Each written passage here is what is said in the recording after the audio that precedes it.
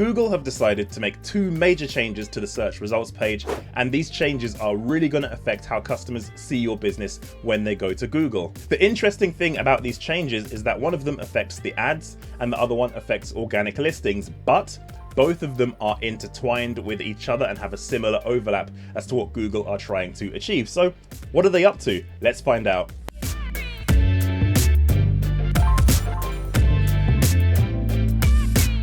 As I said, two major changes are coming to the search results, and let's begin with the organic search result change. When somebody goes to Google and types in a search that triggers your home page to show on the search results, Google are going to rewrite your title tags. Yes, instead of showing the title tag you've created on your website for your home page, which might be optimized for SEO purposes, Google will replace this on the search results so customers will see your website name instead. This change is affecting mobile searches more so than desktop. This has not been seen yet on desktop nearly as much as it has been on mobile, and it's basically for branded search. So if you go to Google now and type in a well-known brand, so for example, I've typed in Salesforce into Google when using my mobile device, you will see that the Salesforce organic listing only shows the name of their website / brand, and that's Salesforce, so their title tag has been completely changed. But what are the implications of this? Well, anybody in the know in the SEO world will understand that click-through rate does have an impact on your ranking,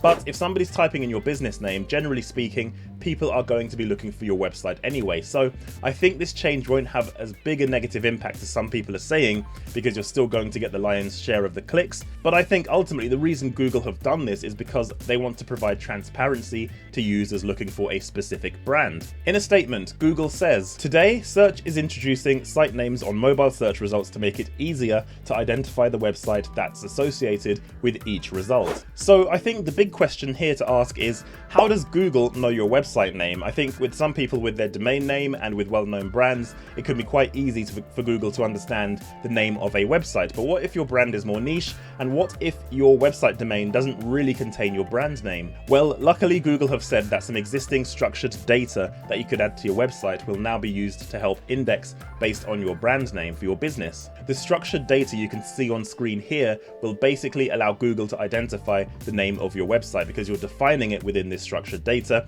Before, this was a pretty useless snippet that nobody really needed to use, but it appears now Google are going to start using this in order to determine the name of a website. So it's time to add this back onto your website if you've taken it off, and if you've never seen it before, now's the time to add it to your website. And now let's turn our attention to the change made to the paid listings on ads. What have Google done here? Well, Google have decided to make paid listings more prominent, meaning people are going to find it easier to distinguish between an ad and an organic listing, simply because they've really enhanced how the paid listings look on Google search. So as you can see here, Google are going to start using the business name as a major title in a ad result. But what you'll also notice is next to the title there is an icon for the business as well. So I think this achieves two goals, one of which we'll go on to in a second, but that icon is going to make the ad really stand out because the organic results at present don't always have the icon showing, so the paid result having the icon should draw more eyeballs to that result,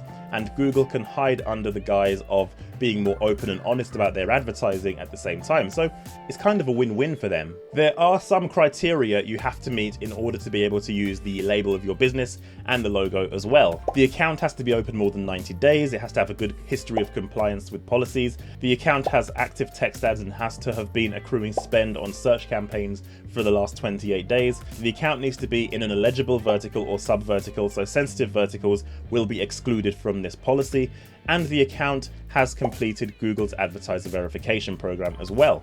But what do you guys think? Do you think this is a good move for advertisers and for businesses listing organically on Google? Do you think this will be good for the consumer going to Google and performing searches? Let me know in the comments what you think about this recent change. I think it's all about transparency, and Google are probably leading in the right direction to where the web is going to go.